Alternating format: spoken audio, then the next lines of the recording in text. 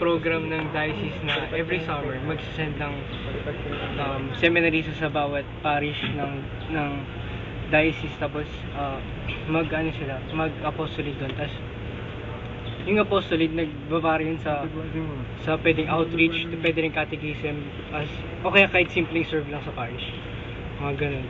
So hindi po yun yung parang simpleng pagtulong po lang sa mga nangangailangan, parang ano na yun, kasama ano na yun, parang part na yun dun sa apostolate na yun, na kunyari sa catechism tinuturuan namin yung mga bata, tapos parang pupunta kami sa isang lugar, tapos iniipon namin sila doon, tapos magtuturo kami ng catechism, tapos yun, mga sacraments, ganun, Holy Eucharist, tapos so ano po pakiramdam ng tumutulong po sa mga ganun?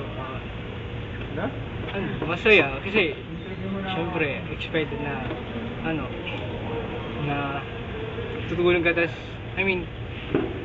nandun na yung part na yung happiness sa pag-apostolate, na after mo magbigay ng tulong, there's always the happiness na feeling na at least nakatulong ako kahit papaano, ganun, in my own little way. So, ano po sa tingin niyo po yung mga sinasabi nila sa inyo habang tinutulungan niyo po sila, ganun? Ano ba? Usually, after na ng apostolate, kanyari kapag tapos na yung apostolate, tas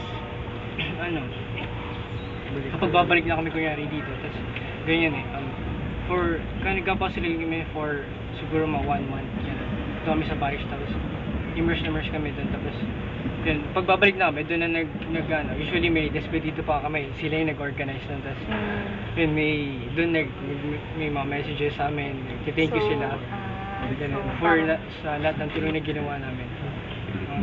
Thank you, goodbye. Ano pa ba? Ano pa ba?